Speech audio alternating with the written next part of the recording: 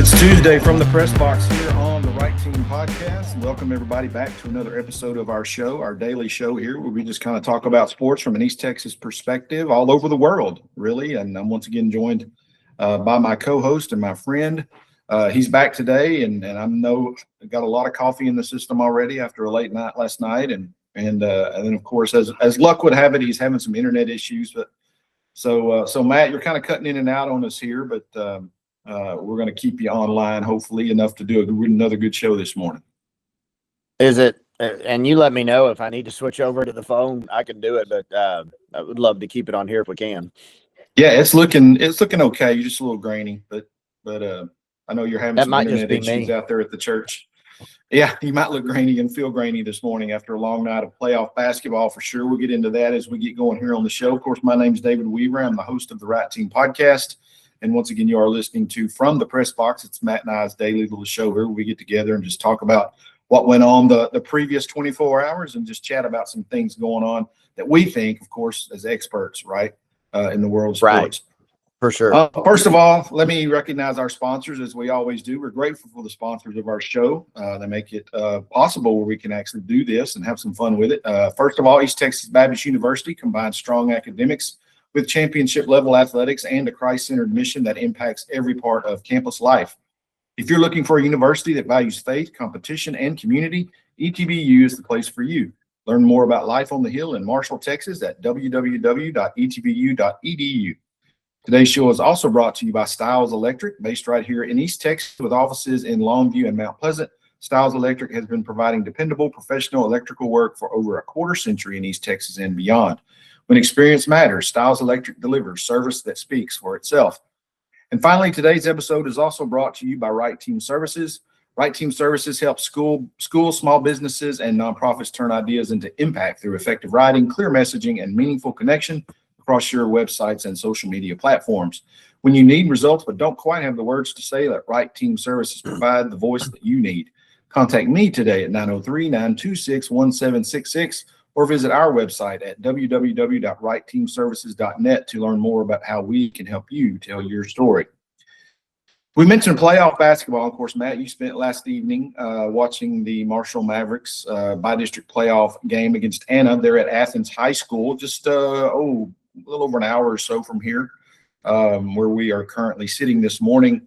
How was your trip? How'd the game go? What are some reflections you have as a father taking on that hat and watching a ball game last night? It was a lot of fun.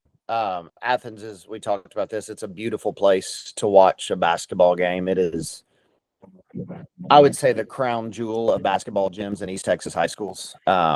Just incredible stuff. Game went about like I thought it would. Anna trotted out a 6'11" kid, a 6'9" kid, and a 6'5" kid in their starting lineup. And the 6'5" kid could get way higher than either of the other two bigs.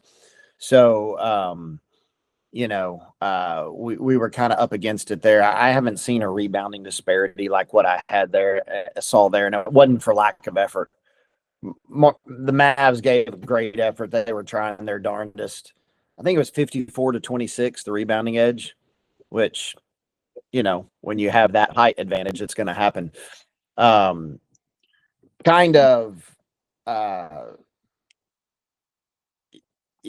You want to switch over?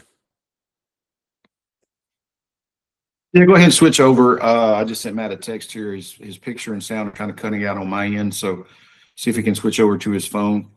He and I were kind of talking off camera before we went on the show about how the only problem that we ever have with internet is when we have internet, right? I mean, it's 30 years ago, we never had a problem with internet and everything went around pretty good. Now with everything, of course, being online and the way we actually do our show now, of course, we run into issues when we don't have internet. So Matt was working off a hotspot on his phone with his computer. He's going to try to switch over to his phone and see if that actually helps with his transmission and able to stay with us. I'll pick up the discussion here while he's looking to get back with us. But the thing we were talking about last night, there he is. He's coming back. There you are. Yeah, honestly, never had any technical issues out here until we decided to do the podcast from here. Yeah. Really weird thing. Yeah. We need to have prayer before we go on every show. Maybe that'll help us with our connection issues. Yeah, if we were talking about something more important, maybe. I don't know. But Maybe. maybe. But no, the game itself and we got to do, KMHT was gracious enough to give us a 30-minute pregame. We had myself, Tristan Lundy, and Andy Chilcote from the school district on the broadcast. Andy, a former basketball coach who was actually part of some state championship teams at Argyle. So it was really well done. The pregame show, the whole broadcast went great. Kind of surreal to call your kid's final game. And not only was it my kid's final game, but my final kid's final game.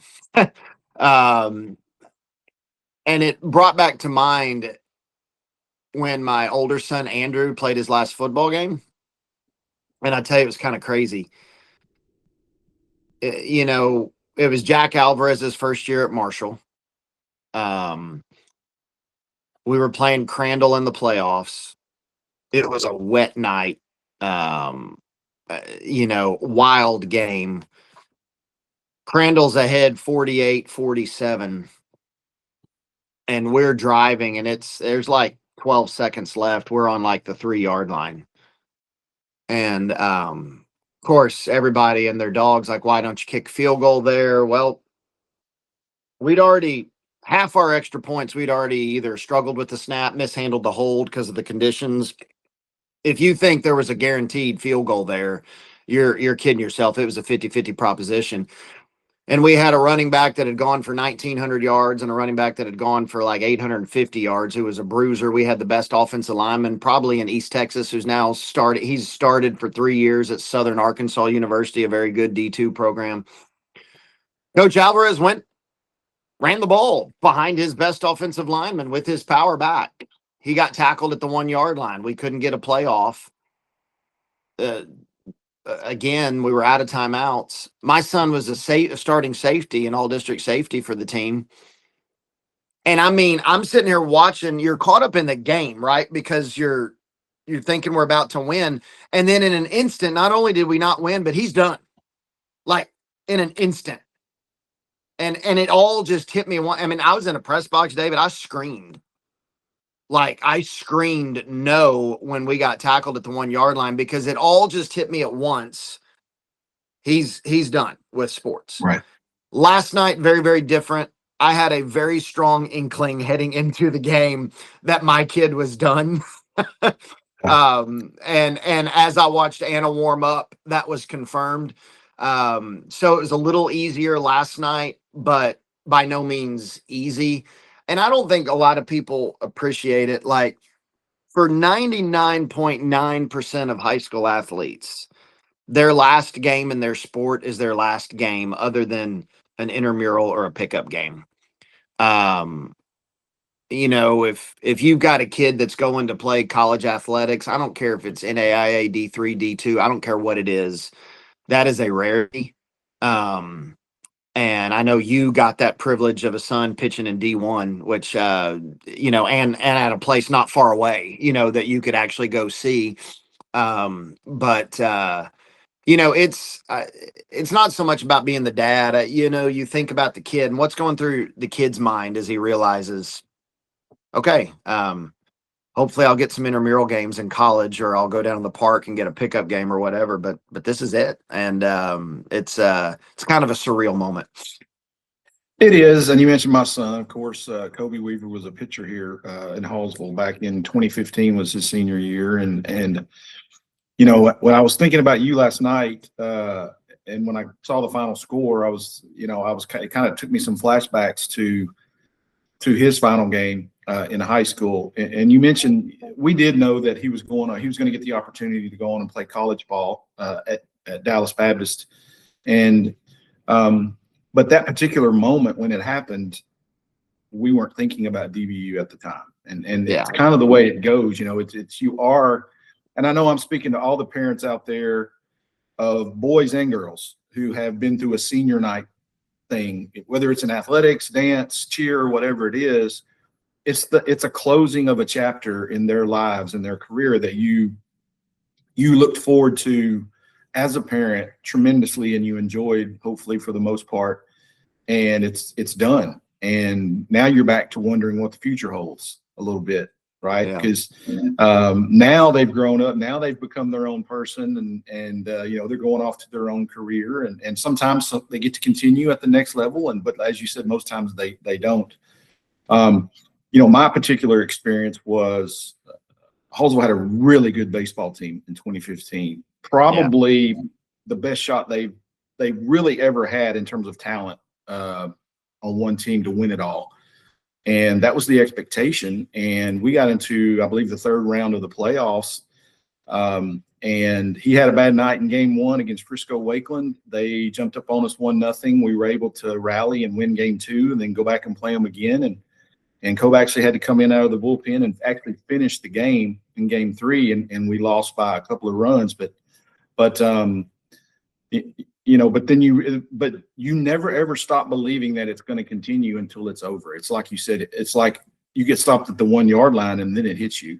And I mean, I shed a few tears. I won't deny that. Even though I knew this was not the last of his baseball at the time, but yeah, it's kind of a sad deal, but it's also a happy deal because again, they do get that opportunity to move on to that next part of their life, right? And you hope to get to enjoy that as well. So I was thinking about you last night, thinking about Caleb and the Mavs, and I know you guys put up a really good fight against a really good Anna team, and did yourself proud in a tough situation for sure. And I tell you, I'm going to be really curious to see, we talked about how the girls district out here in East Texas, all of them lost, even undefeated number 3 White House. I'm going to be really curious to see how we fare because, Anna lost a couple of district games, and I'm going to tell you right now, and I've seen, and I am not trying to take anything away from some of the really good basketball teams that I've seen Marshall play this year. I've seen them play Lufkin. I've seen them play Mount Pleasant. I've seen them play Paris, who's a top 10 4A team. I've seen them play Highland Park, who's a playoff, that's a power. I've seen them play Temple, who's a good 6A team. I have seen a lot of good basketball teams that Marshall has played. Last night, the way they looked on one game last night, Anna was clearly the best team we have played. And that has me wondering tonight when Tyler plays Melissa, when Mount Pleasant plays Lovejoy, when Lufkin plays Prosper Walnut Grove. How's it going to go? I'm really curious to see because Anna lost 2 games in that district, and I looked at their schedule. They had a handful of other games that were close wins. And we lost by 32 last night, and I don't think it was that close. So we've talked about it before on this show. Our local 5A district may have the toughest draw in terms of competition and matchups in the bi-district round in every sport, including football. I mean, football struggled as well in these matchups, and they went, we went south to another region, and so. At some point, you hope that your league, as we talk about rivalries and things like that. This is where hoping that your league and whoever's in your league can step up and kind of take the mantle and do that. And the Mavs actually, again, it was a 32 loss, which doesn't look good on the scoreboard, but by all accounts, again, you're playing a really good basketball team. Maybe the best you've seen all year, and you throw half 100 on them, which is not bad in a basketball game. Problem was they scored 87, but they ran right there with you. But that was the only 5A game that was played last night on the boys' side. You did mention the rest of them that are being played this evening: Tyler versus Melissa, Lufkin versus Prosper Walnut Grove, and Mount Pleasant versus Lovejoy. All of those are massive matchups for the local district here, and we'll just kind of see how everyone fares for sure. Yeah. A lot of other games going on here. I just kind of wanted to touch again. I've updated the schedule and scores from last night on our Facebook page, the Right Team Podcast. So if you want to go see exactly what time a game is played or where they're playing, or maybe a game going on in your area, I know there's a doubleheader right here in my neck of the woods with Hallsville tonight. Got a doubleheader going on over in Marshall, which Matt will actually be working at. Yep. And so, a lot of that stuff going on around you. So if you have some time and feel led to do it, go catch a really good high school playoff basketball game going on near you tonight. No doubt. Some scores from last night on the boys' side. In 4AD1, Bullard defeated Viter 55-47. So they advanced to the area around there in Region 3. And let's see, the only other score, I believe, on the boys' side, where there are actually three more down here in the 2A ranks. 2AD1, Hawkins defeated Cushing 61-33. Overton knocked off Union Grove 47-35 late last night. That game didn't get started until after 8 o'clock at TJC.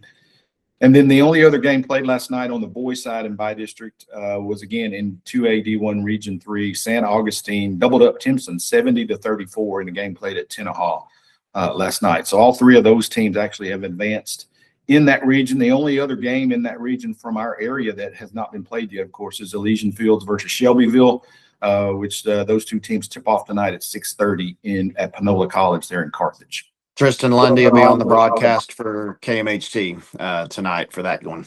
On the FM side, correct? 103.9. That's right. Okay. AM side will have the Harleton girls. Okay. Speaking of girls, let's move over to their side. I have been unable to track down a score that was of a game played last night at Princeton High School between Sulphur Springs and Richland. That's a 4AD1 Region 2 matchup, but that game was played last night. Range defeated Mineola in 3AD1 Region 2 last night. Game played at UT Tyler, so Mineola's season is done.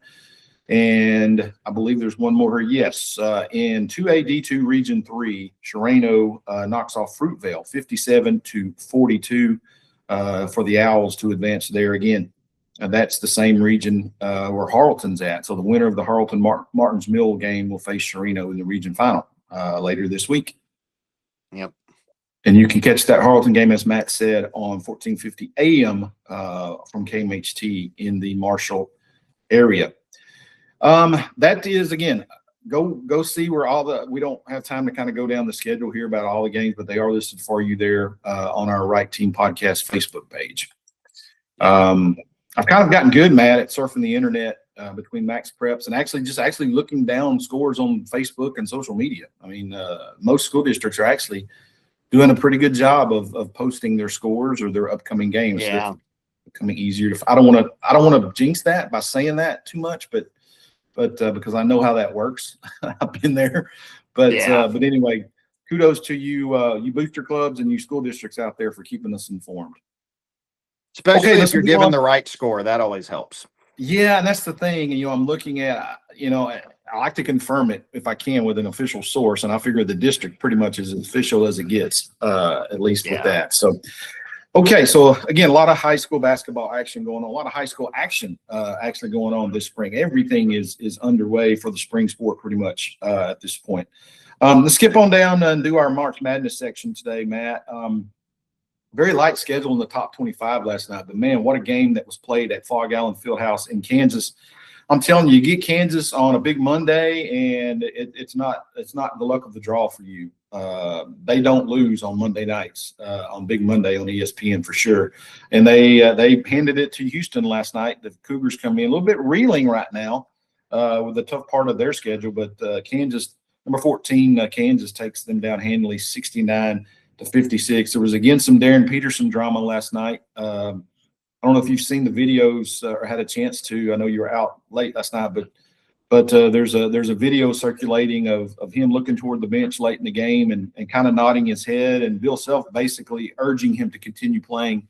And he actually ended up playing 28 minutes last night and finished the game.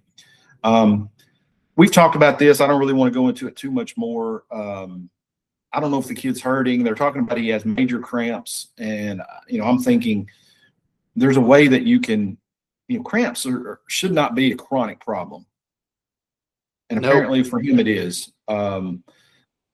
I don't really know what else to say about that we haven't already said, but again, it's the entire country has noticed now, and it's going to be something to follow going into the tournament when all eyes are watching, right?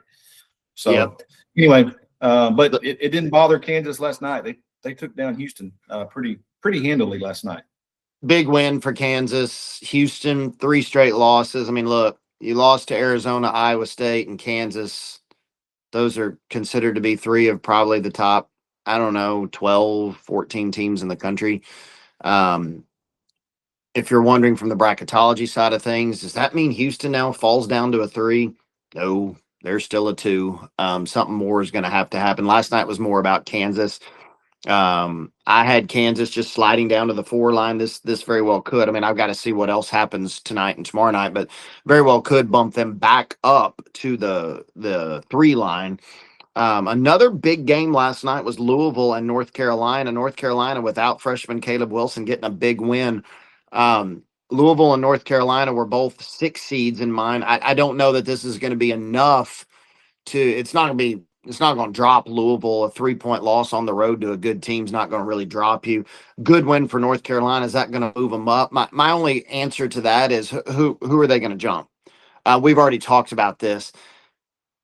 The teams that are on my 6 line right now, Louisville, North Carolina, BYU, who is on the cusp of a 5, can't access it right now or to remember who my last 6 seed is. But when you start looking at those teams and you're like, wow, those are 6 seeds. Like I said, top half of the bracket, very heavy.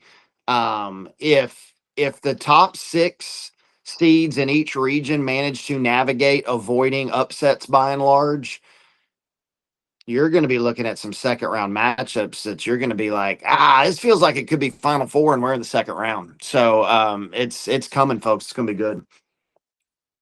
Yeah, I mean, if you look at the latest AP Top 25 poll, I mean, the top 4 teams there are Duke, Arizona, Michigan, and Iowa State. All 4 of those teams play tonight, and the way things are going, you just don't, you can't expect all 4 of them to win until they do it. I mean, it's just the way college basketball is right now, and the conferences, and just night in and night out. You have to play well to win. And that other 6 seed, I just remembered, it's Villanova. I mean, you're talking about teams like Villanova and North Carolina being 6 seeds, and these are teams that have won national championships recently. So, it's going to be elite. It's going to be really good. Full slate of games tonight in the men's top 25, so a lot of exciting action on the telly this evening.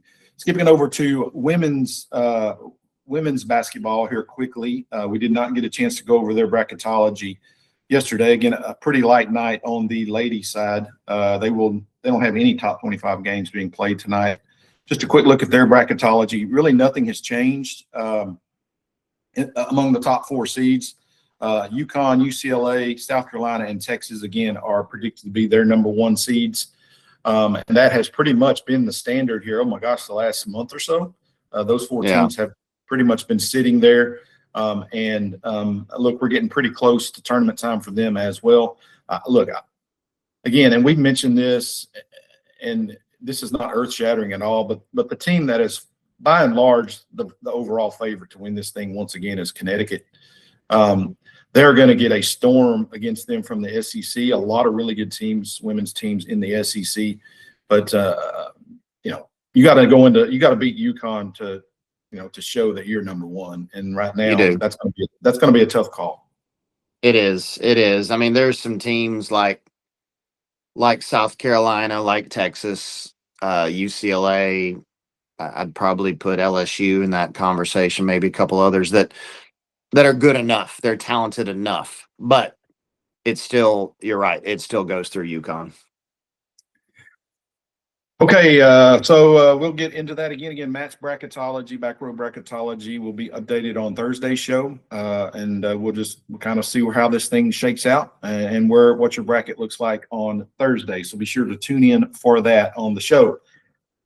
Now's the portion of our show we call the back page, where Matt and I just kind of share some random thoughts that we've seen that have come across our computer screens and across our desk here in the world of sports. Matt, what do you have for us this morning?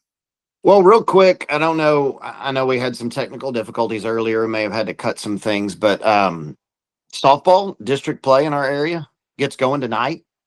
I know Marshall's at home against Jacksonville. Hallsville, the defending state runner-up, I'm guessing is in action as well. You would probably know that better than I, but it's funny. It sneaks up when the sports. It's one thing for a sport to start when another sport's still going on. That happens. I get it. It happens in college.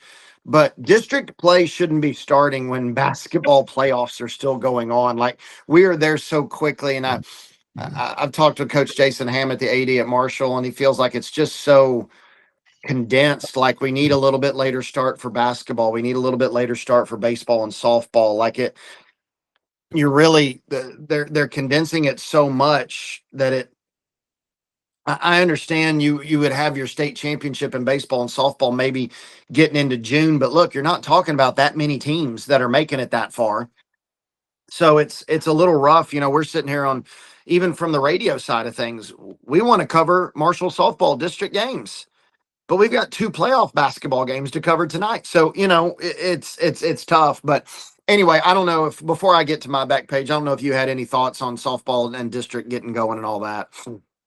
No, actually, I have not turned my thoughts necessarily to the spring sports in terms of just a lot of detail yet. Again, been trying to keep up with basketball and make sure we got the schedules and everything rolling with that.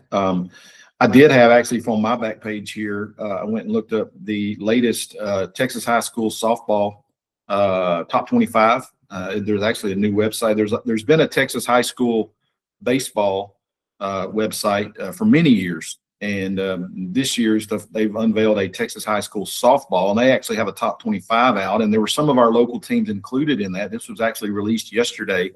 Of course, you mentioned Hallsville in 5A. The Lady Cats right now are number 7 in the state in 5A. Then you skip down to 4A. Several teams are listed in the THSSB poll. Number 7, Sulphur Springs. Number 9, Bullard. Number 14, Lindale. Number 16, Spring Hill. Number 18, Carthage. So that's 5 teams from East Texas that are in the top 20 in that poll. And then in 3A, Hughes Springs comes in at number 14. So, but anyway, that poll is out, and it was the first one yesterday. Hallsville's record, I believe, at number 7 was 6-3-1, according to them. And like really, really tough non-district schedule that they go play in some tournaments and things. So, but anyway, yeah. But yeah, I mean, when district starts in February, I mean, it is a tough thing to do, but you see it, it's almost, I don't want to say we have too many sports, because we don't. We always want kids to compete. But there's almost not enough time in a 9-month school year to get them all in and do it right. It is. It's tough. But anyway, I know we'll be talking plenty more about softball. I actually and baseball. talked to a Hallsville coach yesterday, an assistant coach, Coach Dylan Binge, who's an assistant coach. I believe he coaches linebackers for Hallsville, but he was a basketball coach, assistant basketball coach as well. And I saw him yesterday morning. I said, Coach, done with basketball season, right? And he's like, yeah, I finally get my off season. I get to go home and be a dad. And I asked him, are y'all doing spring ball? He's like, no, we have too many kids playing baseball. I mean, it doesn't do any good for football over here to have a spring ball, because they have so many kids invested in playing in baseball, which again is what you want. And it's like that everywhere, that's the problem. Ideally, most football coaches would probably tell you, if we could, we would love to have spring ball. We would love to do it, but it's useless to do it when you don't have a full squad. And when it costs you a week in the fall, if you do it in the spring. So, you could say that affects football, but it's actually just kids being kids and doing what they love to do, and that's great. And so, but it happens everywhere, particularly at the lower levels, right? The lower levels that play all. Oh, for sure. Well. Yeah. But anyway, just kind of a little rabbit there and kind of plugging that district play was starting. But my back page, I feel like I did this yesterday, but it just stood out to me. Sticking with the NBA, I don't know if you saw any of the scores for last night, but I feel like the Spurs kind of made a statement last night. They went into Detroit, who is the second best record, really threatening the Thunder for the best record. They've been the best team in the East for most of this season. The Spurs beat them by double figures in Detroit. Wembanyama, 21 points, 17 rebounds, 6 blocks. It was a very physical game, and the Spurs kind of proved something a little bit, I think. Look, uh, first of all, Spurs Pistons. A lot of people may not know that's a finals rematch. You got to go back about 20 years, but that was a finals rematch. Um, the Spurs a couple years ago draft Victor, and you're just like, I mean, he's like a no brainer number one. Sometimes you have that. I mean, he's a 7'5" guy that can dribble and protect the rim and shoot step back threes. And I'm not sure what planet he's from, but all that kind of stuff. I mean, it's just wild. And you wonder how big an impact. And 2 years in, they hadn't made the playoffs. This is his third year. And so you're kind of like, look, you need to make a leap this year. Well, I think they're now 41-16. Like, they're not just making the playoffs. They've gone from no playoff team to we are a finals contender, because the team that is everybody's favorite right now, which would still be the Thunder, the defending champs, the Spurs have kind of had their number this year. And so I thought that was a big statement win. I think, I don't know. I grew up in an NBA with the first NBA game I ever went to was a Mavericks game where they were hosting the Spurs. I think I was 11 or 12 years old, maybe. And David Robinson set the NBA record for most dunks in a game at that time. I mean, it was just like, I remember thinking, is this just what happens in the NBA? Like, guys just dunk it every time, but I realized it was a rare thing. But my experience with the NBA is the Spurs are supposed to be good. That's what they are. David Robinson, and then of course Duncan comes along.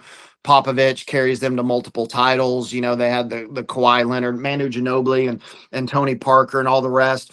You even go back a little bit to, I believe, blanking on his name. I think Sean Elliott, great player, great shooter.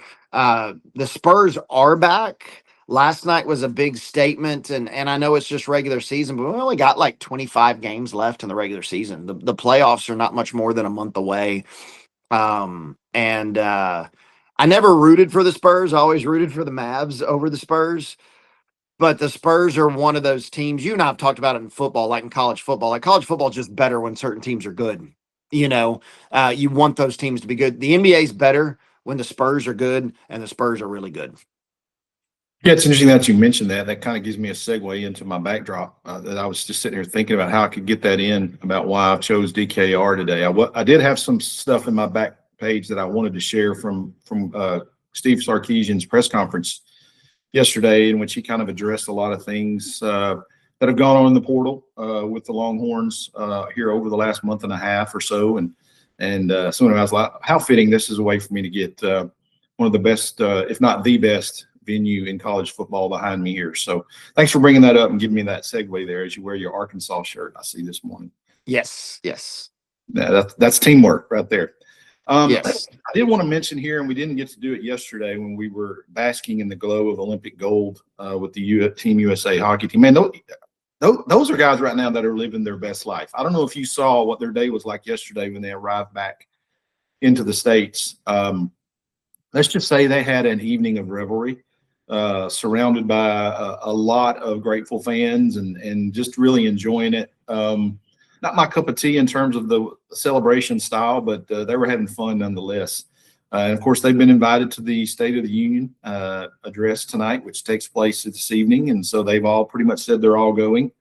And anyway, but I did want to mention here as kind of a way to close and button up the Olympics. And I didn't get to mention this yesterday. It was kind of on my mind. But one of the luckiest guys at the entire Olympics was Kenny Albert, in which he got to obviously make the call, which puts him right up there with Al Michaels now. You know, he can say that he's been able to call a, quote, miracle on ice somewhat. But I don't know if you saw this, the sign-off from Mike Tirico following that. This is the kind of address that kind of makes you legendary, and because of the things he brought up in terms of the future and building, you know, for young generations to take what they just saw. And it was an interesting thing that he said. You know, most of the guys on this year's team were not alive when the Miracle on Ice happened. I mean, it's ancient history to them. But they remember the disappointment of I believe, the 2010 Olympics. And this is kind of their generation of their memories. And they, you know, had determined that they weren't going to do it again. It was just kind of a nice way to tie in at a moment where you needed that voice to be kind of give you that final send-off from such an event. I just thought those two were extremely professional and said exactly what the country needed to hear, and tying it into that gold medal. I thought it was a great sign of unity on those guys' parts, which, you know, Tirico especially is somewhat underrated in my opinion. He's really good. He's really, really good at everything that he does. So I just wanted to make mention of that here on my back page as well. Yeah. Then to close it out here on the back page for me, you mentioned the NBA, and of course they're up next in terms of the big Team USA sport coming up here at the 2028 Summer Olympics. NBA Central Twitter yesterday put out what they predict, or for what ESPN predicts to be to make up the 2028 Team USA basketball roster. Pretty interesting here, just the young names that are on here. And this obviously is not final, it can change, but I just wanted to share those here, maybe get your thoughts on it as the basketball expert on the show. But of course, at the top of the list is Cooper Flagg. They have Coop on the roster. His Duke teammate Con Knippel, and then Jalen Duren, Amen Thompson, Scotty Barnes, Cade Cunningham, Anthony Edwards, Chet Holmgren, Jalen Williams, Tyrese Halliburton, Bam Adebayo, and Jason Tatum. That is the predicted, as we stand right now, 2 years out, Team USA roster. Any omissions just off the top of your head there that take note, maybe? Or no, because I mean, the whole veteran presence, and a lot of people forget that the guys that carried us to the gold a couple years ago were LeBron James, Steph Curry, Kevin Durant, but they're all going to be either right on the cusp of 40 or well into their 40s when this rolls around. Almost mid-40s by then. It is a critical year, because there's no question the world has caught up in basketball. When you're naming the 5 best players in the NBA right now, you're naming Jokic, who would not play for America. You're naming Luka, who would not play for America. You're naming SGA, who would not play for America. You're naming Giannis, who would not play for America. Wembanyama would not play for Victor America. Wembanyama, who would not play for America. So, you know, the world has caught up, and I'm going to tell you, I don't know about names that necessarily, there's some leadership. Like you mentioned, Jason Tatum. I also look at his teammate, Jaylen Brown from the Celtics, that I think there's some leadership there that may be needed. A guy that's really exploded onto the scene for the Lakers this year is Austin Reeves. He's from Oklahoma. That dude, there is no more American than that guy, right in the heartland of the country. You know, well, actually he's from Arkansas, but he played at Oklahoma. You know, he's somebody that's really kind of coming up. But I don't know that I have anybody on that list after watching the All-Star game that I'm like, no, you can't include that guy. I wonder about a Devin Booker. I didn't hear his name. He's still one that I would think would be a very viable option. But I'm going to tell you, there's one guy that list is going to revolve around, as far as he's going to have to be the guy, and it's Anthony Edwards from Minnesota. Anthony Edwards, there were moments where he looked like the best player on that Olympic team a couple of years ago, but it became evident in crunch time it was still LeBron and Curry's show. But Anthony Edwards is going to have to be that guy. And he is a guy that has led the Timberwolves to the conference championship game the last 2 years. I'm telling you, in the playoffs, that guy takes a really good game and elevates it to something next level. He's going to have to do that in the Olympics. I feel like people may not really admit it, but they're going to watch that and say, "Oh, this needs to go through him. He's the one." So, as far as who's missing from the list, no one egregious. I mean, Tyrese Halliburton. You may say, "Well, look how bad he's hurt." Well, so is Tatum.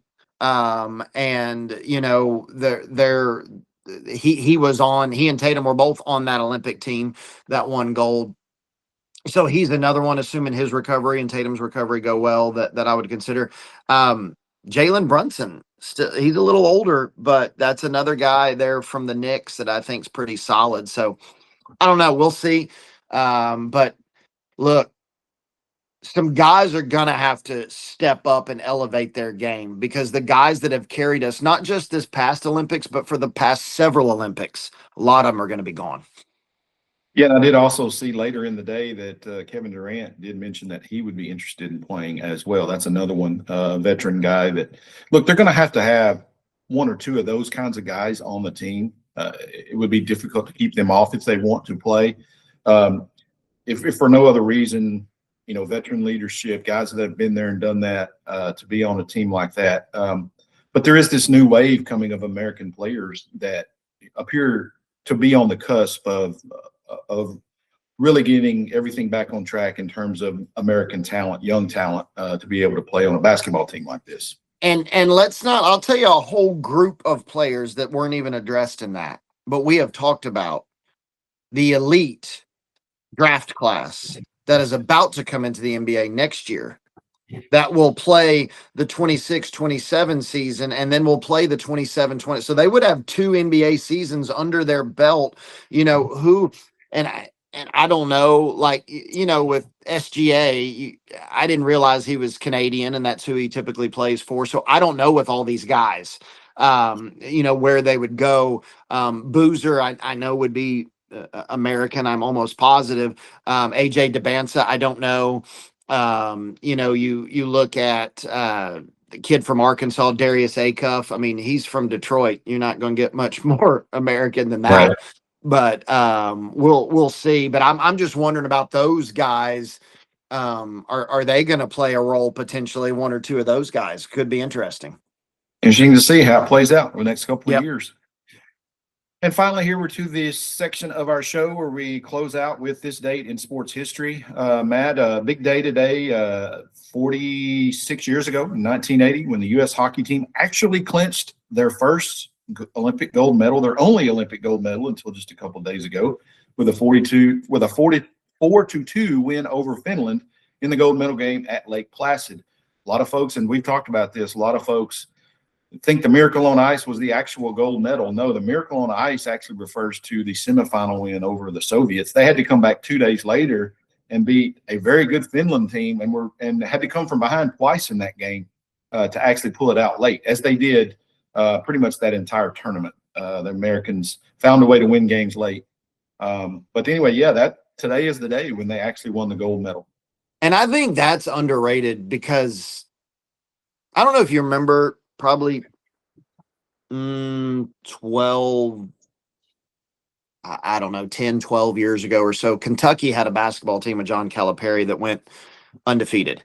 They rolled into the Final Four at 38-0, which is unheard of. That year in the Final Four, they were matched up with Wisconsin, and Duke was playing. I don't remember who over on the other side. Duke won, but it was Kentucky, Wisconsin, and Wisconsin shocked the world. They gave Kentucky their first loss. And so now Duke and Wisconsin were meeting for the championship. And I remember I was one of those people. Everybody was just like, wow, Wisconsin's about to win it all. This is crazy, you know, that somebody beat Duke. Of course they're going to win. I mean, somebody beat Kentucky. Of course they're going to win it all. Duke ended up winning the game, because it's really hard to win a game and beat the team that everybody thinks is the team, and then have to go play another game 2 days later and go ahead and win Right. that as well. And I just think, obviously, because of the political climate of that time, the win over Russia, and because of the nature of the Russian team and their dominance, it's the highlight, it's the headline. I get it. But I feel like just as impressive was that win over Finland, because it is not easy to beat the team nobody thinks you can beat, that is better than everybody, and then have to come back 2 days later and win another one, and they did it. Yeah, with everything that happened in that's depicted in the movie Miracle, right? I mean, the actual Miracle on Ice defeating the Soviets, the Americans would not have ever had an Olympic gold medal until this past Sunday if they had not gone and defeated Finland a couple of days later. So that kind of gets lost in the trivia part of that sometimes if you weren't around, but I remember that vividly. Yeah. Another little note here on this date, this was kind of a historic thing if you're into racing, but in 2013, Danica Patrick became the first female to start from the pole position at the Daytona 500, and maybe has been the only one to this point. I don't follow racing a lot. I don't know that there've been a whole lot of other women in the sport other than Danica. I know she kind of broke the barrier there, but anyway, on this date in 2013, she started from the pole position there at Daytona. Yep, I remember Big that. deal. Big birthdays Sure. today here as we get ready to wrap up our show here. 1938, or actually today, of course, but born in 1938, Nike founder Phil Knight was born. He turns 88 today. Wow. I don't know if you're wearing Nikes today, but if you are, it was because Phil Knight had an idea wrapped around a swoosh, right? I went and looked up his net worth. To know this makes you understand why Oregon has become such a power, particularly in college football. But Phil Knight is worth anywhere from $31 to $35 billion. Wow. For a shoe salesman, man. Imagine that. I'm wearing them right now. I got Nikes and on. having basically his entire logo and career has been made on an inverted check mark. I mean, that's basically what we're talking about. Then the other big birthday today, which actually came up in the news yesterday after I had put this together, but in 1977, boxer Floyd Mayweather Jr. was born. He turns 49 today.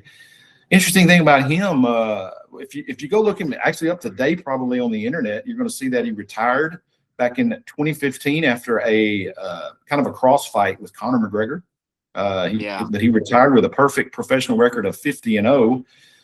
He's won 15 major world championships across 5 weight classes. So he's done it up and down pretty much the boxing lineup. Did win a bronze medal in the 1996 Olympics.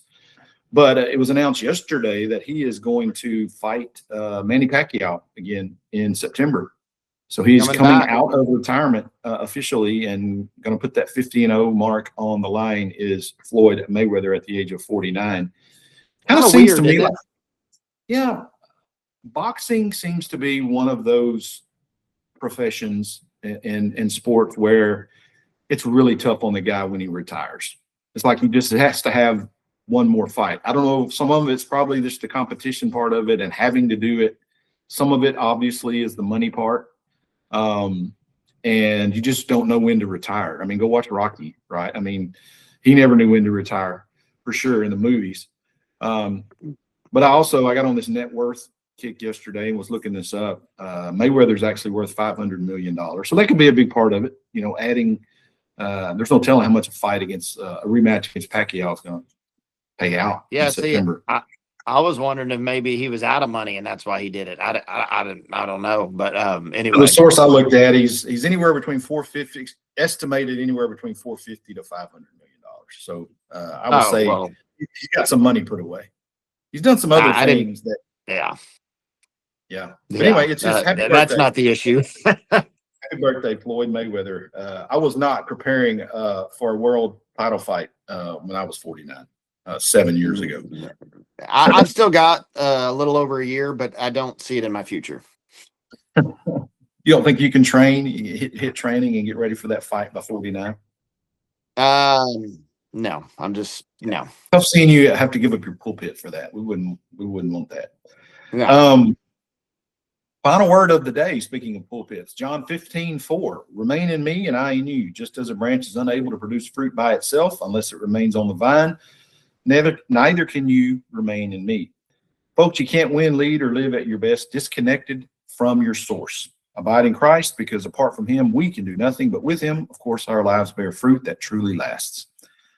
For my good friend, Matt Paul, and this, of course, is David Weaver, thanking all of you out there for listening once again there in East Texas and beyond. Have a terrific Tuesday, everybody, and join us again tomorrow for another episode of From the Press Box on the Right Team podcast. Until then, as always, keep writing your story.